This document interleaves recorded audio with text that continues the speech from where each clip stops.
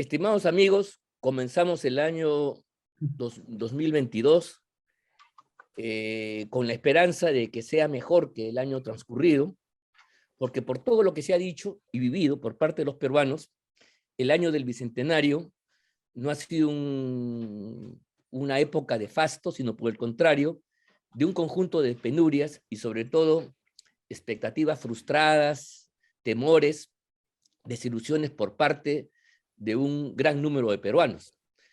De ese punto de vista, entonces, eso que dicen que la esperanza es lo último que se pierde, nos lleva a albergar la idea de que el próximo año 2022 pueda ser mejor. Pero más allá de este buen deseo, creo que los que hacemos análisis político y tenemos la obligación de rendir cuentas a partir de la verosimilitud que éste exige, no podemos nosotros contentarnos con ello y entonces tenemos que intentar descifrar, decodificar, como se llame, las posibles tendencias que se alumbrarán el año 2022. Por mi parte, y para empezar este diálogo, al cual yo quería, en primer lugar, hacer los saludos del caso, he hecho una introducción muy larga, decir que este es un programa, recordándole a todos los amigos, a los cuales, por cierto, le deseamos también un feliz año. Es un programa que se transmite por el canal VHTV de Cable Más y se transmite también por las redes de la Coordinadora Republicana. Y contamos, como siempre, con Víctor Andrés García Belaúnde y con Juan Cheput para los comentarios del caso. Bueno, como ya adelanté algunas opiniones sobre el año, la pregunta que le hago a Víctor Andrés, para empezar, es qué perspectiva tiene él, cómo ve este año 2022 en relación a lo que ha acontecido el año que ha terminado y que tantas aprensiones ha generado en mucha gente. Víctor Andrés, adelante. ¿Cuál es tu posición, tu opinión? ¿Cómo visualizas este año 2022? ¿Qué tal, Ángel? Un saludo muy cordial en esta primera reunión que tenemos de año, del nuevo año. Y un saludo, por supuesto, a Juan Cheput también. A ver, yo creo que el año acabó con una situación muy especial. Un gobierno que no gobierna, un gobierno que está preocupado en asaltar el poder, en recorrer, en recuperar o en ganar puestos de trabajo para su gente. Pero no es un gobierno que ha hecho una obra, no hay una obra, ni aunque sea pequeña, que podamos decir que es obra de este gobierno, ni siquiera una posta médica, ni siquiera pues una pequeña escuela, remodelada inclusive. No, hemos visto que lamentablemente el gobierno no ha estado a la altura de las circunstancias. Y luego es un gobierno con un señor Franque, cuya familia hace negocios con el Estado, y para eso nadie dice nada, su gente no dice nada. Él cuando era parte de la oposición criticaba a todos los gobiernos por este tipo de cosas que se aparecían, pero en el caso de él, él las practica y nadie dice nada de sus colegas, de políticos, ¿no? O sus correligionarios. Y han sacado una cifra de 13% de crecimiento, que en realidad es un rebote y en realidad está vinculado un poco al año anterior, pero no está vinculado al porcentaje de crecimiento de los años anteriores, inclusive al último. Y hay una cosa que hay que tomar en cuenta, y esto me involucra a mí directamente. Yo presenté hace muchos años un proyecto de ley que me costó mucho aprobar, porque había oposición básicamente de los gobiernos de turno, para que las estadísticas de la variación de precios se hagan a nivel nacional. Siempre hemos tenido nosotros cifras del crecimiento del país, de la inflación, de la variación de precios, siempre se aplicaba al Perú, pero en realidad eran estadísticas solamente de Lima. Y yo planteé ese proyecto de ley que se aprobó finalmente para que se haga una medición de variación de precios a nivel nacional, departamento o región por región. Y finalmente eso se ha hecho, pero no se publica. Se ha hecho por mandato de la ley, pero no se publica. Entonces, ¿qué pasa? Tenemos perfectamente bien que la inflación en el Perú ha sido 6.4, pero en el Perú ha sido 7. Por ejemplo, que la elevación del costo de transportes ha sido pues 5 o 6% en Lima, en el Perú ha sido 10. La elevación, por ejemplo, de los materiales de construcción en Lima ha sido también 5 o 6, en provincias ha sido el 14%. La venta al por mayor en provincia ha sido 15%, en Lima ha sido también mucho menos. O sea, si empezamos a juntar la variación de índices de precios, el costo de vida de departamento por departamento, estamos viendo que es muy superior a lo que se dice que ha subido en el Perú cuando aplican solamente los índices de Lima y no los índices de todo el Perú o departamento por departamento. No es lo mismo, pues, tener una inflación de 6% en Lima o de subida de precios de 6 o 7% en Lima que una subida de precios de 14 o de 15% en Huancavelica, por ejemplo, o en Ayacucho. Eso empobrece más al país. Eso nos demuestra la calidad de vida desmejorada y, por supuesto, el costo que ha subido muchísimo y que eso ha hecho que la gente esté, digamos, alejada de su gobierno y del gobierno por el cual en muchas partes han votado. Entonces yo creo que eso es fundamental. Eso hay que corregirlo para saber exactamente en qué situación estamos. Y este año, que se avisora peor que el anterior, porque ya no va a haber ese rebote famoso, ni va a haber pues algunos precios que van a bajar, sino que van a seguir subiendo. Y entonces, si vemos todo eso, entonces vamos a ver en un futuro cercano un gobierno que se va debilitando más, que va siendo más ingobernable el país y sobre todo con un presidente que, como decía el señor Bellido, es muy básico, tan básico que no se da cuenta que él no es la persona indicada de estar al mando del país. Y por lo tanto, si él no se da cuenta de eso, no va a poder llamar a gente con cierto talento o independencia para que pueda manejar cosas que él no puede manejar. Y eso significa que el año próximo o el año que ya empezó se va a deteriorar más y los problemas que hemos tenido al principio se van a agudizar.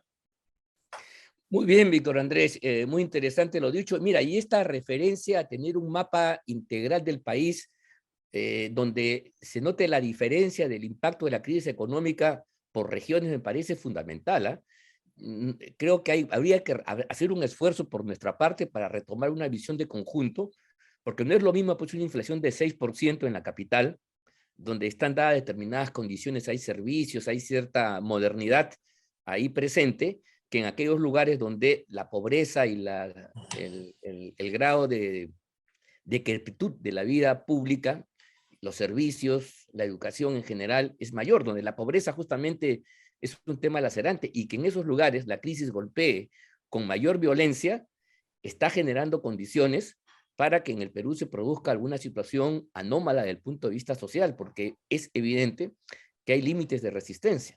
Quien tiene algún tipo de ahorros, algún tipo de instalaciones en la Gran Lima, en la capital, tenemos mejores capacidades para resistir los embates de un deterioro económico, pero quien no tiene ese tipo de protección, quien está a la intemperie, cualquier variación y sobre todo, como tú has adelantado, tiene una mayor profundidad, una mayor gravedad, entonces mucho cuidado con lo que puede venir adelante. Creo que es un elemento fundamental para poder entender el curso ulterior. Y entonces me parece, siendo eso muy interesante, con Juan hablar lo siguiente. Creo que estamos totalmente de acuerdo que ese 13% de crecimiento no es sino, en el mejor de los casos, la recuperación. Es cuando uno se cae, está en el piso, está en cero. Cuando uno se levanta, vuelve al estado normal, pero no ha crecido nada en relación al momento anterior a la caída. Y eso es el hecho fundamental. En el mejor de los casos hemos recuperado lo que se perdió violentamente el año 2020. Pero eso no nos debe hacer, no debe dar ningún tipo de tranquilidad, porque eso no es suficiente. Si es que no se crean al mismo tiempo los factores, no se encienden los motores que pueden propulsar un nuevo crecimiento económico. O sea, el crecimiento económico se ha caído y lo que ha existido solamente es una recuperación, pero para que el país salga de la pobreza tiene que tener un crecimiento adicional al tiempo anterior, al año 2020, a la pandemia y la crisis subsiguiente, de modo tal de que podamos pues seguir sacando gente de una situación de miseria, de atraso, y el Perú pueda seguir avanzando con todas las dificultades del caso.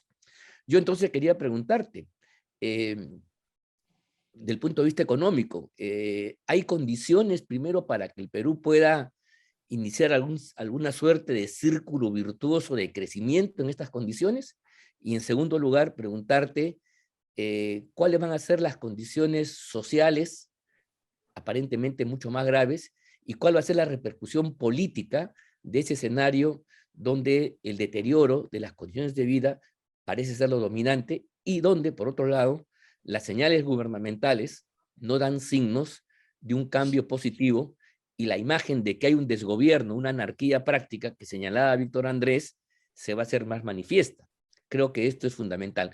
¿Cómo ves tú una perspectiva de ese tipo en relación al desarrollo económico, si es que este va a existir, y sobre todo a la conflictividad social, que puede ser un elemento que esté ahí subyaciendo y que todavía en estos primeros 6 meses, 5 meses, un poco más del gobierno de Castillo, ha estado ahí latente, pero no ha aparecido con toda la fuerza y violencia que nosotros hemos conocido en otros periodos de la historia nacional.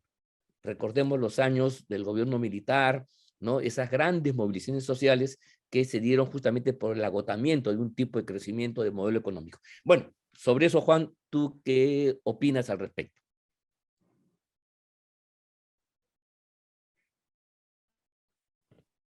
Primero que nada, un afectuoso saludo tanto a ti como a Vitocho. En este primer programa del año es un placer empezar con ustedes este nuevo periodo de comunicación con el público. Mira, Víctor Andrés ha dado un panorama muy certero de lo que significan los condicionantes económicos en estos momentos a nivel de cada región. Yo creo que es un debate que no se está dando y del cual eminentemente es responsable el propio presidente de la República y sus ministros. La cifra de 13% de crecimiento es simplemente el rebote de lo que hubo a niveles prepandémicos, pero no olvidemos que durante el año pasado se hablaba de que el crecimiento podía llegar a ser entre 18 y 21%. Entonces, ese 13% de por sí ya es muy mediocre. Mira, a Winston Churchill le gustaba recordar mucho una frase del gran primer ministro británico Benjamin Disraeli. ¿Qué decía Benjamin Disraeli? Hay mentiras, grandes mentiras y estadísticas. Lo único que ha hecho Pedro Franque es jugar con las estadísticas y vender la idea de un crecimiento olvidándose de otros elementos claves. En el artículo que él pone en El Comercio, no menciona para nada que la confianza de los empresarios está cercana a cero, no indica nada que la inversión privada, que es el 80% de la inversión en el Perú, va a ser cero este año, el crecimiento de inversión privada.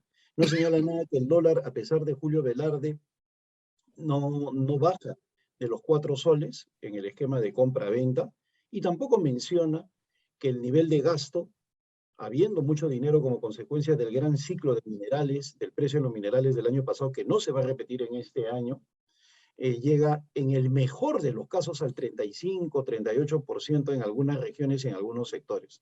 Es decir, una ineficiencia impresionante a nivel del Estado. ¿Por qué?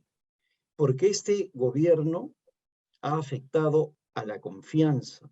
La economía requiere de ese fundamento llamado confianza.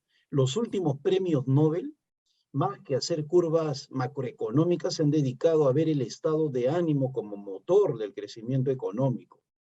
Factores como el optimismo, el bienestar, la confianza, la predictibilidad, la prospectiva, el anticipo, el futuro, etcétera, etcétera, son elementos que hoy día se ven más allá de las curvas económicas. ¿Y eso por qué? Porque estamos en un contexto de comunicación, en un contexto de percepción, en un contexto en el cual la virtualidad está jugando un papel importante. La mediocridad de nuestros canales No hablan, por ejemplo, que otros países ya están invirtiendo en Bitcoin, ¿no? Una moneda que hoy, la moneda cuesta $40.000 y probablemente a fines de este año llegue a $100.000, ¿no? Tampoco se habla de por qué no hemos cambiado nuestras reservas al patrón oro. Mientras todo el mundo va y coloca sus reservas económicas en oro, y el oro ha subido, es decir, nuestras reservas económicas podrían haber subido 60, 70% más si estuvieran en patrón oro, las tenemos en dólares, a diferencia de toda la tendencia mundial, no la tenemos en patrón oro. Entonces, no hay ese tipo de debates y simplemente se empieza a señalar como gran logro económico lo que es simplemente un rebote estadístico, y es porque lamentablemente en el Perú, yo insisto, gran parte del problema es la ausencia de debate público que permite calificar, criticar, proponer en materia de políticas públicas. Y si a eso le agregamos un Congreso sin especialistas, un Congreso en el cual nadie sabe quién es el gran constitucionalista, el economista, ¿no? El experto en aspectos sanitarios, ¿no? O sea, el polémico, el fiscalizador, o sea, tú no sabes quién es quién en este Congreso. Es un Congreso que lamentablemente no está cumpliendo su rol. La Comisión de Economía, el presidente de la Comisión de Economía ya le había dicho a Franque que no sea tan optimista, porque la verdad es que las cifras van en sentido contrario a lo que él plantea. Pues simplemente tenemos este panorama desolador. Ahora, ¿por qué se resiste? De eso hay bastantes textos.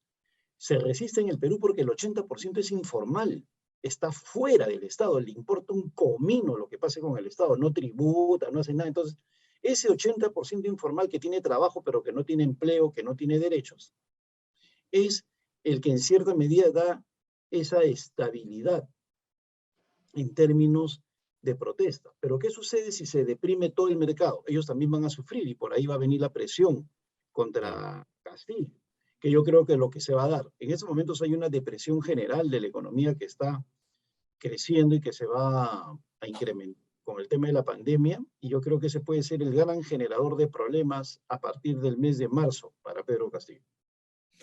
Bien, sí, efectivamente, creo que ahí hay una ola todavía encubierta, repito, porque en el segundo semestre del año transcurrido ha habido algunos actos de violencia social, especialmente en la zona minera del sur del país, algo en el norte, brotes aislados, pero no hemos vivido la gran conflictividad de otros tiempos, ¿ah?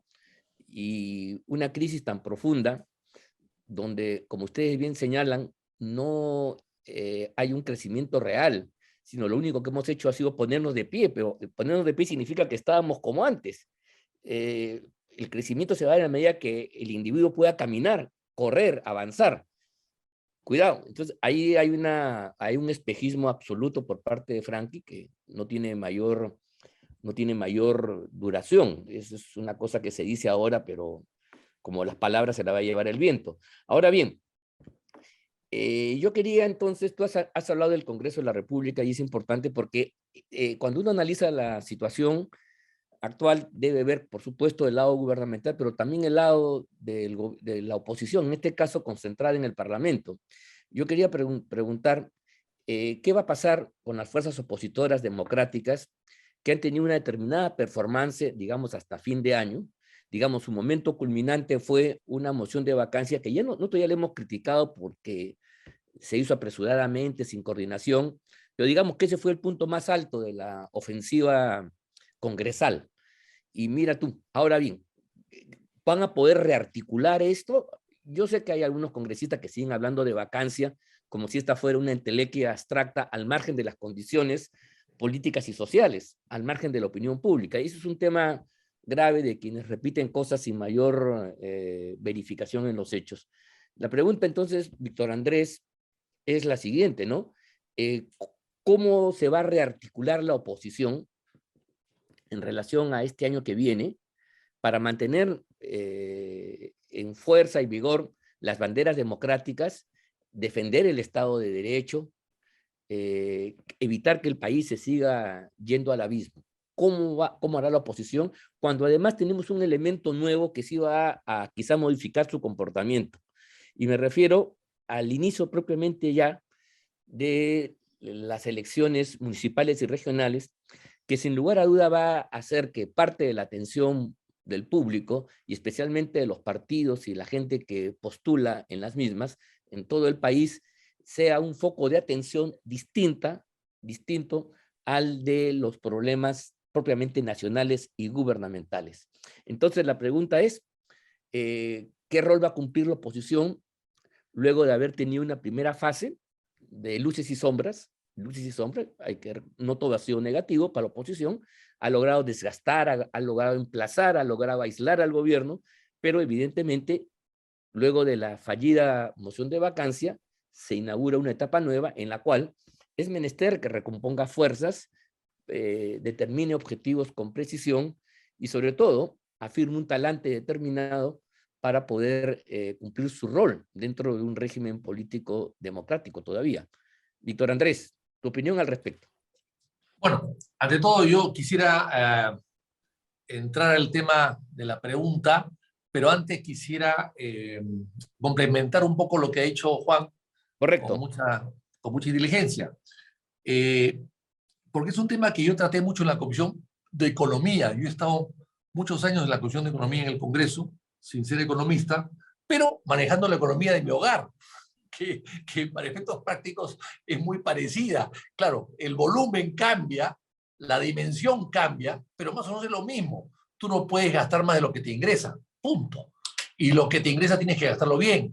Y lo que egresa tienes que egresarlo también bien, ¿no? No puedes egresar dinero a cambio de nada, de ilusiones, sino de egresar dinero cuando lo necesitas para cosas concretas, inversiones, gastos necesarios, etc. Pero no puedes hacer otra cosa. O sea, esa economía doméstica se aplica al país también en otro volumen, por supuesto, y en otra dimensión. Y claro, cuando Juan ha dicho el oro, no hay reserva de oro, efectivamente, yo le he dicho muchas veces, ahí están mis intervenciones en la Comisión de Economía, le he dicho mucho a Julio Velarde cuando se presentaba a la Comisión de Economía, le he dicho, oiga, compre usted oro, cuando el oro estaba a $600 la onza, hoy está en 1.800, compre usted oro, compre usted oro. ¿Cuánto de oro tiene el Perú en sus reservas? De las reservas que tiene, ¿cuánto es de oro? 3%. Es una propina, es una miseria. 3%. Es muy poco. Debería tener 50%, 40%. Claro, él sostenía que había que tener dólares por la liquidez, para comprar y vender, para salir de la crisis. Sí, yo creo que tiene razón, pero no es la única razón. No puedes tú empeñar en no tener oro, que es el que más sube, es el que más respalda. Si hubiésemos tenido, digamos, un 30% de oro y no 3%, hoy día las reservas serían mucho más.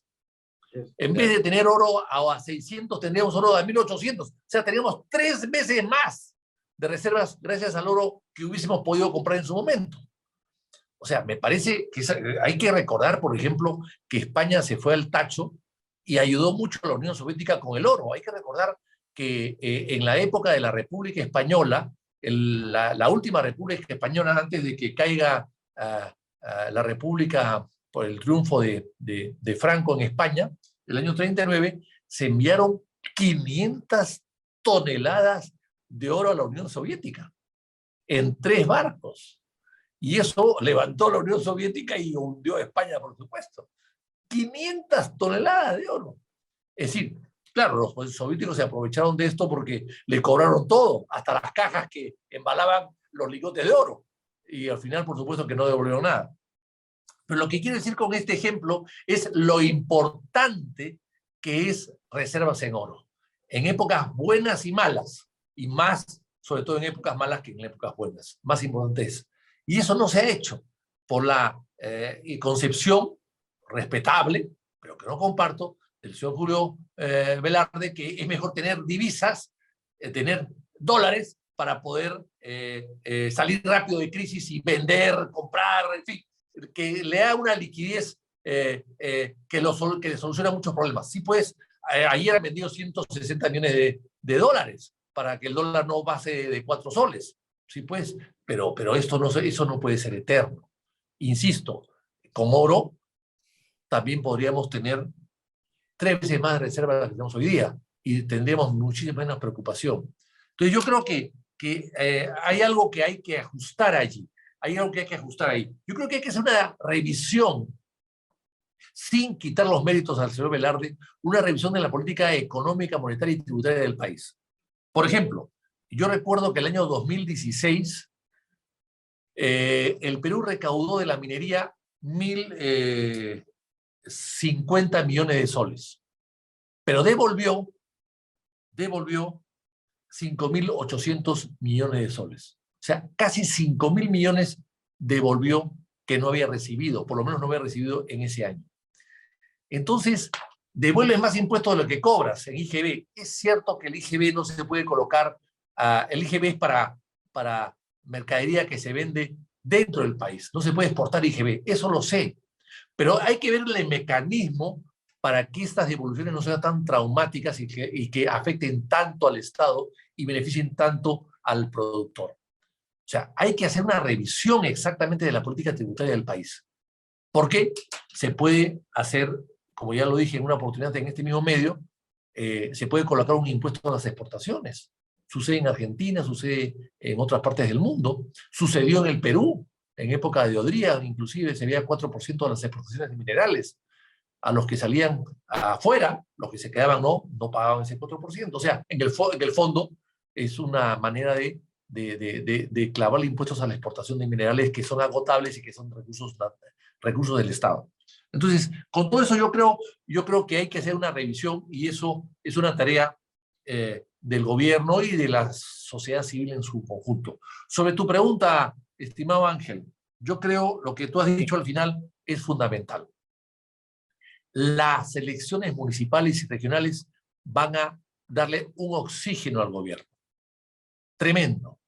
La gente se va a dedicar a postular, a criticar, a obtener, a luchar una alcaldía, una región, una gobernación, etc. Y los problemas del gobierno van a quedar a un lado.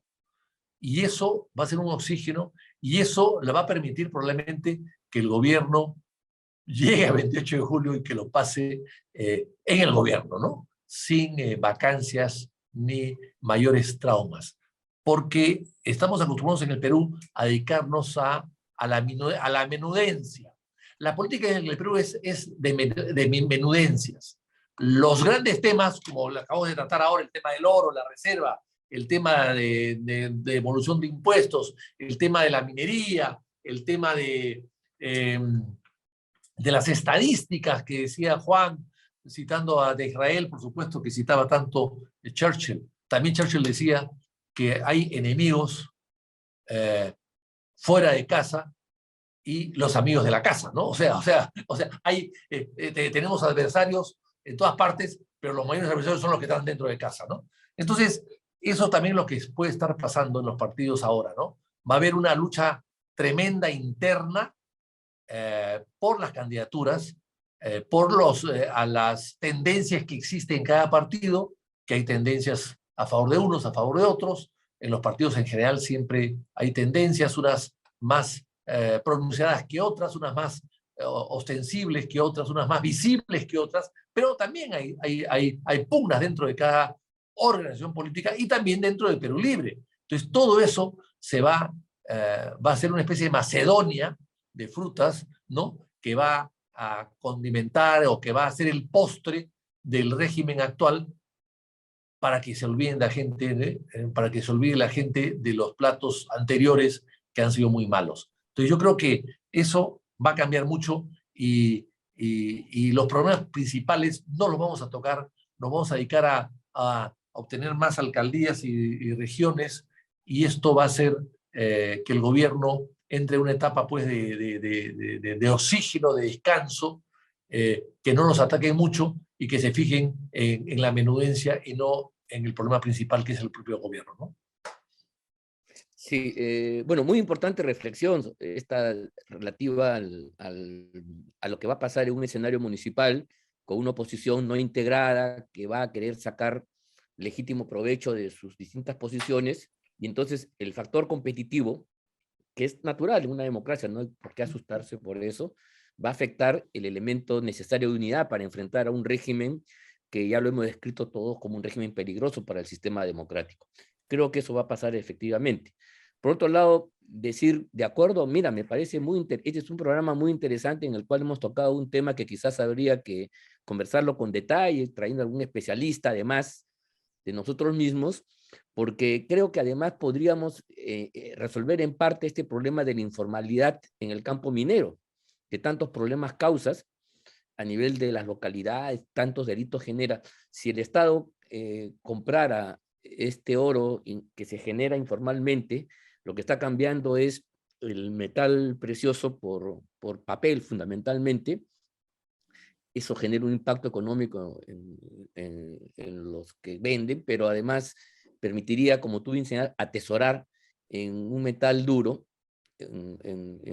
fuerte, para poder afirmar nuestras reservas. Pero en fin, eso es un tema importante. Juan, yo quería un poco en la misma línea ver lo siguiente, el tema de la oposición. Porque mira, si ya estamos notificados, y yo creo que esto hay que decirlo claro, si la Fiscalía no va a investigar o va a investigar a su ritmo de tortuga, la única posibilidad de producir un quiebre a nivel presidencial, esto es una vacancia o algo parecido, va a ser que el Congreso investigue. Y si el Congreso no quiere, no puede, no está en capacidad de investigar, nos olvidamos, porque entonces la única tarea investigatoria va a ser la de la prensa. Al final la prensa va a tener la única voz cantante y eso es inaceptable en un régimen democrático. O sea, la prensa te da insumos, te da luces, te da una pista, pero si el Congreso no lo hace, creo que ahí hay un tema grave y esto hay que decirlo con claridad. Por ejemplo, nosotros hemos tenido un conjunto de parlamentarios que se han caracterizado por su capacidad de investigación. El propio Vitocho ha sido uno de ellos, pero incluso para hacer un repaso de personajes tan disímiles como Popio Olivera, Rosa Bartra, Tejada, entre otros, Velázquez Quesqué, en fin, gente, no hay ninguna calificación, lo quiero decir, que estaban especializadas en el tema de la investigación parlamentaria. Hoy la verdad es que casi, no sé, tú me vas a corregir, Juan, seguramente, pero yo veo una orfandad absoluta y no veo a ninguno de los parlamentarios, incluso los más destacados, que tengan este brío, este espíritu de investigación como para poner en jaque de verdad a Pedro Castillo y compañía. Entonces, ¿cómo ves tú el escenario de la oposición, teniendo en cuenta lo que ha hecho también Vitocho, relativo a que el escenario electoral va a tener alguna implicancia, sin duda significativa, en el posesionamiento y actitud de las fuerzas democráticas? Juan. Gracias, Ángel. Mira, se están sobremontando varios temas, todos ellos importantes, ¿no? Propios de la gran política que debería discutirse, como dice Vitocho, ¿no? Por ejemplo, el drama de los partidos políticos. Cuando Vitocho nos recuerda la frase churchiliana, tengo adversarios, enemigos y compañeros de partido, poniendo en la cúspide a los compañeros de partido como los principales antagonistas que uno tiene, pues uno no puede dejar de pensar en Mesías Guevara, por ejemplo, ¿no? Que para mí verdaderamente es una vergüenza como político, y lo he puesto en las redes. O sea, habla de los expresidentes y no menciona a Manuel Merino. O sea, es desleal con su propio partido. Entonces, eso simboliza, pues, el drama de los partidos de una persona que se siente al margen, ¿no? Que cree que puede hacer lo que quiere. Y eso le pasa a todos los partidos, pero en algunos con mayor gravedad. Y coincido contigo y con Víctor Andrés en que el tema del oro deberíamos verlo con mayor profundidad, con toda la experiencia que tiene Vitocho al frente de la Comisión de Economía. Mira, graficando con un ejemplo, en base a lo que dijo Víctor Andrés hace unos minutos. Nuestras reservas son más o menos 60.000 millones de dólares. Si hace 2 años, 3 años, de los 60.000 hubieran invertido 20.000 millones de dólares en oro, eso Una hubiera parte. triplicado. Entonces, esos 20.000 serían hoy día 60. Más 40 tendríamos 100.000 millones de dólares en reservas. Y no olvidemos que el oro ancla el problema ante la volatilidad del dólar. El dólar, Trump ha impreso dólares que dan miedo y ha exportado su inflación, porque todo el mundo consume dólares. Y mira, Javier Silva Ruete, cuando pone las reservas cerca del 80-85% en oro, me acuerdo siendo yo adolescente cómo hacía las conferencias de prensa mostrando los lingotes de oro para anclar la inflación incipiente, cuestión que luego continuó don Fernando Belaúnde y pulverizó a Alan García. Recordemos que dijeron que se habían evaporado los lingotes de oro del BCR. Entonces, en nuestros peores momentos económicos ha habido una cercanía al patrón oro. Eso es algo que debería volver. Ahora, en lo que se refiere a las elecciones, yo creo que el gobierno sabe que podrían tener un carácter plebiscitario y por lo tanto va a ser el mayor de los esfuerzos en polarizar, izquierda contra derecha. Y una vez más, pues los ingenuos de la política le están dando ese gusto. Por ejemplo, y es necesario mencionarlo, el señor Combina, ¿no? Juntémonos todos contra ellos, ¿no? O sea, vuelve al esquema ad hoc para el comunismo. Fabricarte el enemigo, en este caso la derecha, todos juntos contra ellos, ¿no? Y encima empieza pues la gran epopeya de dejar las ligas mayores de la defensa de la democracia por el sillón de Taurichusco, ¿no? Más importante es la silla de Taurichusco que luchar por la democracia, ¿no? Y tenemos pues a mi amigo Rafael López Aliaga, que quiere ser alcalde, a mi otro amigo que también quiere ser gobernador regional, y todo el mundo se olvida de la ausencia de liderazgo, y esto obviamente, como muy bien lo ha planteado Vitocho, le va a dar un gigantesco respiro al gobierno. ¿Por qué? Porque no tiene oposición, ni parlamentaria, ni ni en la formación de opinión, porque todos van a estar abocados al tema electoral. Ahora, ya para culminar, este es el momento del Congreso en lo que se refiere a la comisión de investigación. Yo escribí un artículo el día domingo indicando que el presidente de la comisión de fiscalización, a pesar de que desde el 10 de diciembre tenía atribuciones de comisión de investigación para el caso Zarratea y el caso Visitas a Palacio de Gobierno, desde el 10 de diciembre no había hecho absolutamente nada, ni siquiera convocó a la instalación o lo que sea. Ha tenido que salir ese artículo, ha habido una coincidencia y el día martes sale a decir, el miércoles le instalamos, el miércoles no lo he instalado, ¿no? Ahora va a ser la otra semana. O sea, hay una displicencia, dicen de que no han llegado todos los parlamentarios, ¿no? Pero por otro lado, aparte de esa displicencia, que tampoco está funcionando la comisión de investigación en defensa que tiene que ver con los ascensos, por si acaso, tampoco funciona. Ahí tenemos un conjunto de buenos militares que son muy mediáticos, pero que no meten gol nunca, ¿no? O sea, como el fútbol peruano, ¿no? Dribbling, pasecito, pared, ¿no? Y nunca meten gol. Y finalmente, lo absurdo que en todo esto significaría llevar adelante la modificación constitucional que plantea Susel Paredes, de que el presidente puede ser vacado por corrupción modificando el artículo 117, con actitudes como las que tenemos ahora de una fiscalía tomada, nunca lo investigarían por corrupción. No podemos dejar de lado el juicio político, que no necesita de pruebas, sino de indicios, Claro. sobre todo de la indignidad para el cargo. El juicio político es muy importante y hay que cerrarnos en eso, que sea el Congreso que llegue a generar los considerandos para el juicio político que podrían terminar en la vacancia de Castillo. Muy bien, hemos ya llegado al final del programa, la hora como siempre tirana, en relación a temas que hemos tocado, rozado, quizás de modo todavía tangencial, pero son demasiado importantes, lo cual está anunciando la densidad, la complejidad de los problemas que se vienen, y lamentablemente no tenemos, digamos, los canales de comunicación más abiertos, más públicos, enfrascados, centrados en este tipo de debates. El debate, otra vez por lo adjetivo, por los temas secundarios, por los temas que reportan más escándalo, más espectaculares, podría ser la palabra, otra vez para el juego de la tribuna, pero sin ser concretos en la capacidad para hacer goles, como tú bien lo has dicho, Juan. Bueno, yo quería saludar este primer programa, agradecerles a ustedes dos por sus inteligentes intervenciones y dirigirme a los amigos que nos están escuchando para agradecerles infinitamente la disposición para seguirnos semana a semana y nosotros comprometiéndonos a hacerlo cada vez mejor para que ustedes puedan tener esa información y los elementos de juicio para estar informados y sobre todo con buen juicio para afrontar los problemas que se vienen. Muy agradecido y hasta la próxima semana.